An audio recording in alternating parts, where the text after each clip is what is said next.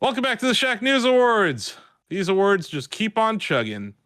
But yeah, we're going to talk about the best strategy game of the year 2025. We're going to list the nominees, and we're going to talk about them, then we're going to vote, and then we will declare a winner. And maybe we'll have to invade each other's discords or something. I don't know. How, is Gandhi in Civ 7? Anyway. Yes. That guy's a jerk. The nominees are Sid Meier, Civilization 7. Commandos Origins. Teenage Mutant Ninja Turtles Tactical Takedown. That's a lot of T's. Final Fantasy Tactics, I believe it's the Avalice Chronicles. 2 Point Museum. And last but not least, Jurassic World Evolution 3. Very diverse list here. Obviously, the Sid Meier Civ franchise is synonymous with this category, Bill. It is. I reviewed Civ 7 for Shacknews, and I've played a few of the games on this list of the nominees. I believe that Civ 7 is far and away the best strategy game this year. It's taken what is a tried and true formula that has been around for decades, and it just builds on it and it iterates on it in great ways that make it fresh, but also allow it to be Civilization. And I think we've talked in another category about how Battlefield kind of got away from that in the shooter genre, and Civ definitely did not. A couple of the standout features that are a little different this time is that civilizations and leaders are no longer tied together. So if you are Abraham Lincoln, for example, you do not have to be America the entire way through. And in fact, America isn't even an option until the Third Age. So you start out and you choose your leader, and that leader has certain abilities and they have certain personality traits and bonuses. And then you choose a civilization and you enter, if you want, the Antiquity Age, which is the first age. And who you choose and how you play will dictate your options to move. You'll always be the same leader through the entire game. But when you move to the second age, you'll have to choose a new civilization. And the civilizations that you can choose are dependent on how you play and the leader that you chose. But it's also just adds a level to the strategy of this game that wasn't there before, because every civilization is different. So if you set out and you're like, I want to go for that science victory all the way through, you need to make sure that you're choosing civilizations that align with that. And then what do you do if you get to a new age and there isn't a civilization that aligns with that? Sometimes you have to pivot your plans. Sometimes you just have to adapt on the fly. I absolutely adore this, and every single time I play it, by the time I get to the end of it, I can't wait to start again because I've learned something new. And I can't wait to put that into my next game. It's also, the amount of options available are absurd. So you can have a long game on a huge map with tons of other civilizations and leaders, or you can have a shorter game on a smaller map with fewer civilizations and leaders, or anything in between. You can choose any landmass types, any continent types. It can go random. You don't even have to start in the Antiquity Age or the Exploration Age. You can start right in the Modern Age. So if you're like, I don't want to do all that crap, I just want to play for like 2 or 3 hours and still have a full game, like you can do that. You can do whatever you want. You can speed it up. You can slow it down. You can disable victory conditions. You can enable other ones. You can turn disasters on or off or buy disaster. So you don't have to like go through with like something that you don't like. It's just a fully customizable experience, and the depth of strategy in it is unmatched. Like every single turn, you can micromanage if you want, but you don't have to necessarily. It really depends on the options that you choose, the difficulty that you choose. But it is an absurdly polished, thoughtful, and as difficult as you want strategy game. I'm not sure if you mentioned this, but I think the innovation in the waterways is also really impressive in that game, and like how important like managing ports and rivers is. Well, navigable. I can't even say the word navigable rivers. Yeah, they've definitely made it a difference. So there could be a city that's inland, but if you can traverse the river, you can sometimes sail your ship like right up the river. They've also changed it. So you used to have a worker that like digs all your roads and stuff like that, and they've kind of taken that out. So a lot of that like really tedious stuff that you would have to do turn by turn has been automated in a way that allows you to focus on like more impactful things. So you spend more time managing like, how am I going to get the most science this turn, or what am I going to do from a diplomatic standpoint and stuff like that, instead of like telling a worker to walk over here and like dig a hole. So Cool. Yeah, it's also on Switch too. Supports the mouse there. And even has some solid accessibility features, right, Bill? Like you can play it one-handed, which came in handy for you earlier this year. Sure can. We'll talk about that later. Yep. Just want to throw it in here in this category as well. Give it a few more flowers. Sam, you've been pounding the drum for Commandos Origins at these awards. Do you like to tell folks why it deserves to be here and voted for in the best strategy game category?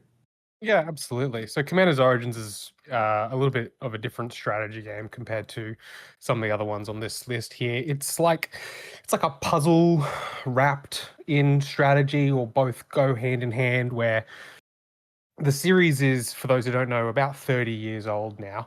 And it takes place during the sort of World War II time frame. And this is a prequel to the series that kicked off back in late 90s, where you take control of a group of commandos, and in Origins there are about 6 or 7 of them, but they're not all available at all times.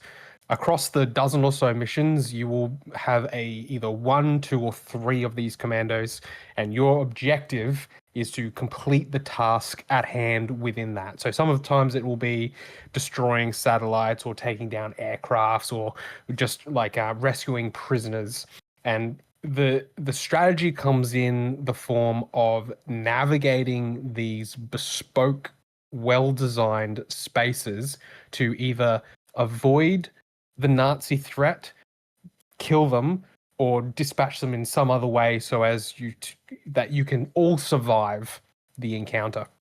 So how this works is that there's these stealth elements like you would expect in sort of like a stealth game, where the Nazis have cones of vision, whereby if you are standing up when the vision passes over you, you'll get detected, and they will, sound the alarm, and then reinforcements will come in.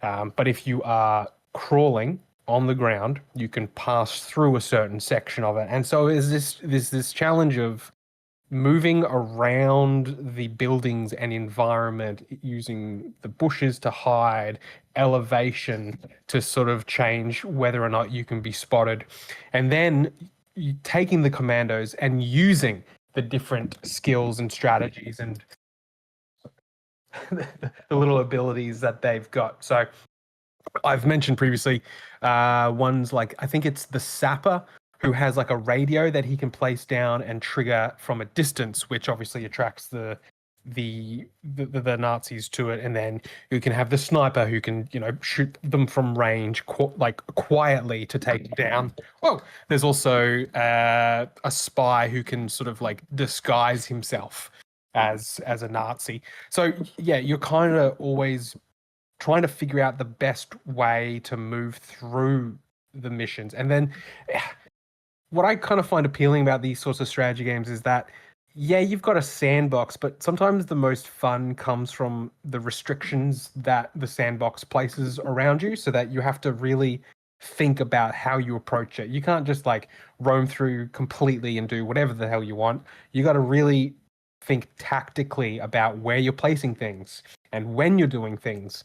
And so the other element about the game that I really enjoyed is that there's this it's almost like I don't want to call it a bullet time, but you can freeze time and then queue up your commandos with different tasks. So at one point I had my 3 commandos in a room. I paused time, and I told that, all right, the spy, I want you to use your throwing knife on this one. The sapper, I want you to get behind this Nazi, strangle him. And then the sniper, I want you to use your silence pistol. And so I initiated it by pressing enter, and they did it all three all at once. Boom, 3 Nazis dead on the ground, and I could move on. And so each of the missions are, again, vastly different. Environments are gorgeous, and so I spent a lot of time just like assessing the environment, figuring out where I wanted to place my guys, how I could move through the environment. Am I gonna cut a hole in a fence? Am I going to use the telephone wire to jump up and move along? Am I going to go through a window? Am I going to be like quietly look through a door? So you got to really strategize and really think about what you want to do, because else you're just going to be quick loading all the time, which you're probably going to do that anyway. But that's part of the charm of the series. It's kind of just the nature of that whole genre, is being able to like experiment, quick load, figure it out. But then once you get, like you mentioned with those 3 characters, and like once you get like the perfect solution, those games become so fun to even watch, or even speed run. Becomes really, really fun to see how people figure out like the best paths. Yeah. We got a TMNT XCOM like this year. Because of course we did. Teenage Mutant Ninja Turtles Tactical Takedown is what it's called. This is fascinating. Like this is a Lucas White review, and like what really intrigued me about this is that it's apparently keeping like the beat 'em up spirit of like the TMNT arcade games, but transitioning it to a XCOM style strategy game. So it's all about like positioning the turtles in the right places and everything, and like giving them cover and all that. But once the action starts, like it unfolds like a brawler. So it's really interesting that they've managed to take the turtles into a genre that they essentially don't belong to and make it work. It's very tabletop-esque, like in its design. I think that's because like they didn't have a huge budget and a huge time to make something like huge and like animated and like flashy, because it's very basic. With them, all the models are stagnant, they kind of hop, but like it's just like moving pieces of a board game, which I can appreciate that aesthetic, right? If we don't have the budget to animate everything and do all this motion capture and do all these animations, let's just make them model a couple of versions of how they stand and then have them hop around like a tabletop traditional board game. Interesting. Yeah, it's a strange scaffold. The team had made like El Paso Elsewhere and I'm Your Beast. Some very unique games in the past. They've made a lot of different games, and what really the comparison that Lucas made was to Metal Slug Tactics, which is another game that you don't typically think of in the strategy space, and somehow they made it work. Yeah. Not the only tactics game that came out this year. We got is this also Lucas's review? Final Fantasy Tactics: The Ivalice Chronicles. Yeah, that I game believe is so. If there was one game growing up that people had talked about, because I was too dumb to understand how that game worked when I rented it for a weekend back when you could rent games. I didn't think I got past like the second level. I just kept dying and didn't understand because my little child brain was stupid. But people who did understand what that game wanted of them and how to play it, like it was just the talk of everything. Tactics has been compared to like a lot of turn-based grid RPGs. Oh, it's like Tactics. Oh, it's kind of like Tactics. Oh, you mean it's like Final Fantasy Tactics? Like that game has had like a tidal wave of inspirations for players, gamers, and developers throughout the ages. And getting a full remake that they had to build from the ground up because the source code had been written over so many times that they couldn't use any of it is really impressive. Yeah, and you mentioned how many tactics games have, like, we've seen so many indie studios come up with tactic games like Into the Breach, like that are clearly inspired by this game but have taken the genre to like whole new levels. But it is nice to have this game back. Tom, you're about to say something? I was just gonna say this game does what I love in remasters, where they let you toggle between the retro and modern looks. I just want to mention that. I think that's cool whenever they do that in a remaster. Full voiceover too. They added full voiceover as well for the modern version, I guess, the remastered version, whatever you want to call it. Yeah, and it is early on. There's certainly a lot of narrative. Yeah, it's a story. It's definitely a story-driven game with a lot of like adult themes about like poverty and wealth inequality and like justice and like really like a lot of real-time stuff. But it's the tidal wave street strategy games that this game inspired. I don't think you get half of the strategy games like in today without that game. Like that game just inspired a whole generation, and people have been wanting it on multiple platforms since the PlayStation. They wanted it on any Nintendo platform. They wanted it on like any platform at all. They take it. They wanted it handheld, right? DS Lite. They wanted it. And to be fair, it's a PlayStation game, so it is a little more heavy duty. I don't know if it would run on the DS. But like I think they did end up with a. I'm not sure what it was ported to on the Nintendo side, but I do think it ended up. I don't know, I guess not. Yeah, it was on. Sorry, portably, it was on the PSP and the Vita. Okay, yeah. So it did show up in some places. I could have sworn it was on a handheld Nintendo device, but I guess not. Pounding fist on desk. I have a lot of friends in high school and to this day that have just been clamoring for that game for decades on any other platform. I mean, PSP I think got one, but like they wanted it on a Nintendo platform, they wanted it on PC, they wanted it somewhere else, and they just it was like during the Switch 1 era, it was this game that just kept coming up, and people were like, "Oh man, that would be perfect on Switch." Yeah. And like by the end of the Switch 1 cycle, Greg, we saw a ton of RPGs from the 90s show up on the Switch, and this one didn't. So it's a big deal that it finally released this year, and they executed it pretty well. And they actually provided an explanation for why it wasn't so easy to port to other systems. They had to literally build it up from the ground. Yeah. Totally different nomination here. 2 Point Museum. TJ, you reviewed this. You've been pounding the drum for this game. I think it showed up in the Cozy Game Awards nominees as well here at the Shacknews Awards. But yeah, talk about the strategery in 2 Point Museum. Yeah, so throughout the campaign of 2 Point Museum, your whole point is like taking museums that are crappy in different different regions of the 2 Point universe and making them cool. And every one of them has a different theme. So like the first one is pretty simple. You start out with like prehistoric fossils and stuff.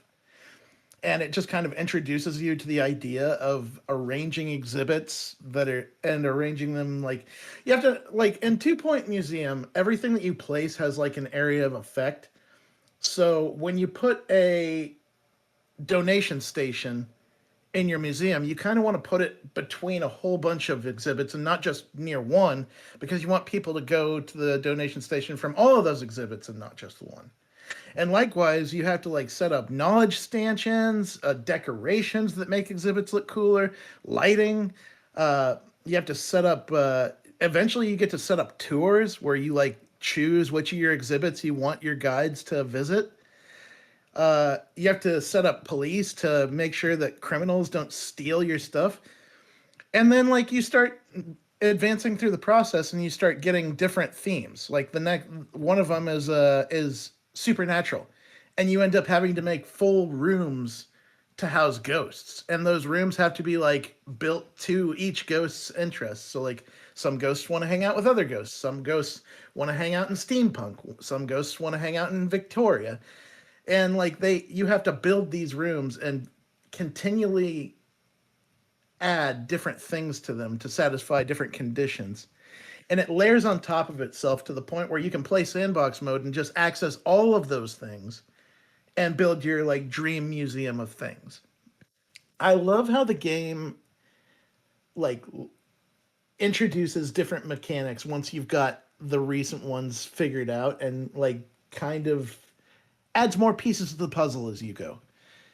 And ultimately, it's just like it's so charming, it's so colorful, it's so fun, and being able to put all these things together and make them work to the point where you can just take it off pause and let the whole thing run itself is such a good feeling.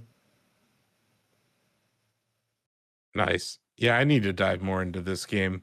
It seems to fit my vibe. And you know, we mentioned it in another category, but like City Skylines 2 never really landed. And this seems to scratch that same itch. And watching characters, like watching someone go around your museum is just like a fun bonus to this. So we have someone on staff who is obsessed with Jurassic Park. His name is Donovan Erskine. And Jurassic World Evolution 3 is really damn impressive, Donovan. This is the best of this franchise, right? Definitely. Frontier Developments has just continued to kind of iterate on that first game with each new installment. And I think what really put Jurassic World Evolution 3 over the top for me is the implementation of what they call juvenile dinosaurs. So like dinosaurs would always, you put them in a park, they'll reproduce and whatnot, but this game puts an emphasis on that mechanic where now when you breed dinosaurs, and you pair them up to mate and whatnot, you can like almost like through breeding like customize them specifically, so now like dinosaurs will pass down like personality traits. If you've got like a raptor that's overly aggressive, there'll be like a high chance that its spawn will do the same, and now the game will give you a comprehensive like almost like a family tree for your park, where you can look at a dinosaur and be like, oh yeah, this dinosaur, its parents were this raptor and that raptor, here were the names you gave them, they might have died a long time ago, but you can like go in and see and like look at like the lineage.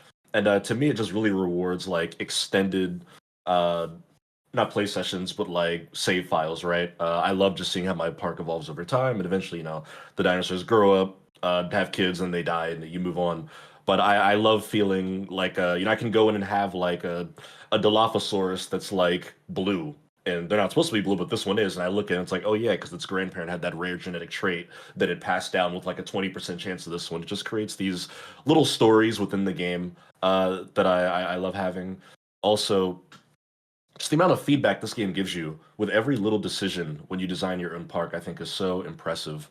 In this game, if you've got like a T-Rex paddock, obviously people can't go in and interact with the T-Rex like they could with the herbivore, so you'll put like an observation deck, right? But then even the like placement of the observation deck will determine how much people like it, right? Like sometimes we'll just throw it somewhere and people will complain and be like, oh, we can't see the T-Rex from here because trees are in the way, or it doesn't like to walk up to the glass, it'll always go to the other side, and you gotta be like, all right, and I gotta reposition this. Or having ranger outposts and deciding it's optimal if they, tend to the Triceratops and the raptors over here instead of these dinosaurs because there's an outbreak. It takes them too long to get to the other side of the park. It's just so much to think about and consider. And in proper like sim management form, there's like always something to fix. So there's always something broken. I love that the game lets you drop down into like a first person POV. If you've got like you're sending a ranger helicopter to go like tranquilize a sick dinosaur so you can like administer medicine, you can just drop into the helicopter and fly it into the enclosure and manually shoot the dinosaur with the tranquilizer, or go in and feed them. It is a very fun game, and like you said, yes, I'm obsessed with Jurassic Park, and this is like the perfect wish fulfillment for fans of that series. Donovan, if you want, can you still like let all the dinosaurs out and like just have chaos if you want? If you just wanted to, can you take out all the fencing and just have them go crazy? You could, yeah. Yeah, you just delete a fence. If you've got a carnivore, they will break out and all hell will break loose. I remember doing that in the first one. that's It was like- on Game Pass. I was like, you know what? Everyone's complaining. You know what? All the dinosaurs are free now. And everyone's screaming. It was great. I was like, this is great. There's Yeah, this. I used to Good. mess around with mods in City Skylines a bunch, and there was this flood mod. So like, I recreated Wind Waker basically because there was like Hyrule, and I had an Arby's at Death Mountain, and I started a flood at the top of the mountain, and basically just created Wind Waker for fun. But yeah, sorry, go ahead, Donovan. I was just gonna say, yeah, I mean, obviously the way you design your park, because you can create like shelters and stuff that people go to if there is an outbreak. So I mean, you'd have to get rid of those too. But yeah, I mean, the game has an emphasis on natural disasters because it's not always like, oh, the T-Rex broke out of its enclosure.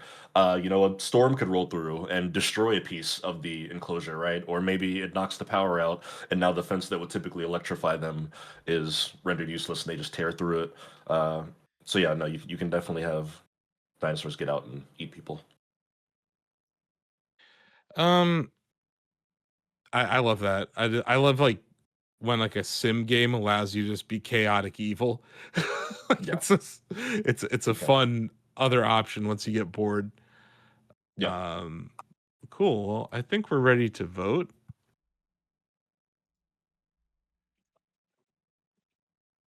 Strategery. Here we go. Let's start with you, David. What do you say? I'll go Civ 7. Danny. Yeah, I think I'm Gonna show some love to Civ 7 as well. Greg. The Jurassic Park Evolution World 3. Jurassic World Evolution 3. Just had that ready to go. TJ. I'm gonna go with 2 Point Museum. Ozzy. I'm gonna go with. You know what? I'm actually gonna go with TMNT. Okay. No. Bill. Civ 7. Duh. Yeah, duh. Why am I even asking you? Yeah. Sam. It's always morally acceptable to punch Nazis. Commandos Origins. Steve. I'm gonna go Jurassic World.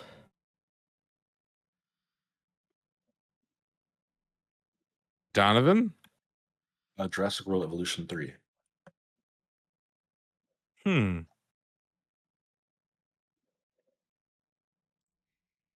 Let's see. 1, 2, 3. 3 votes for Civ 7 and 3 votes for Jurassic World Evolution 3. This is where the outcome of past deliberations starts to factor into future votes. Because now I can spite people who have wronged me in past deliberations. Exactly. Now that's the right time. Twice in one day, Greg? Yeah, seriously. Spiteful voting. No, honestly, it's not spiteful. Bill, we did something kind of unique when we were covering Civ 7 for preview, where like you were basically streaming the game to me and I was like live reacting to it, and I was kind of helping you make your decisions. And it really showcased the differences in Civ 7 from Civ 6 in the past. I think they really improved the whole formula in this game. Also, it runs pretty cool on Switch 2 with the mouse support. So I'm gonna vote for Civ 7. But yeah, I think these are all cool games. I honestly want to try out Commandos Origins quite a bit, Sam, just based on our discussions here. That's like I liked the Desperados formula and like those games, so I like that point of view, and that, like you said, it's always fun to punch Nazis. That's right. Or stab them or shoot them in the head or whatever else you were talking about. But yeah, congratulations, Sid Meier's Civilization 7. Basically created this category, and you have won the best strategy game of the year 2025 here at the Shacknews Awards.